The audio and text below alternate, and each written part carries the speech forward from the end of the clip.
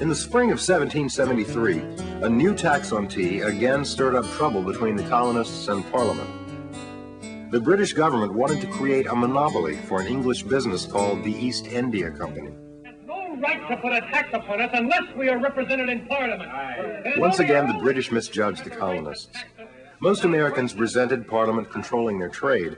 Others denounced taxation without representation. 4 cities were targeted to receive the first shipments of East India tea: New York, Boston, Charleston, and Philadelphia. American Patriot leaders decided to resist delivery. The only question was, where would conflict come? Not New York. The ships carrying the tea were late arriving. Not Philadelphia. The captain of the tea ship was persuaded to sail back to England. In Charleston, South Carolina, the tea was unloaded, stored, and later destroyed.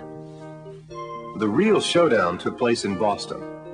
On December 16, 1773, an angry crowd of over 5,000 people filled the Old South Church. 3 tea ships sat in Boston Harbor, but all efforts to send them back to England had failed.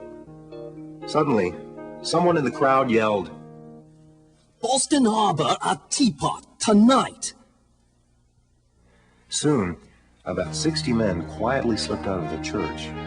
Dressed as Indians, they reappeared at the dock where the 3 tea ships were anchored. They boarded the ships and dumped 342 chests filled with tea into the Boston Harbor. Patriots called this the Boston Tea Party. The British Prime Minister, Lord North, called it treason.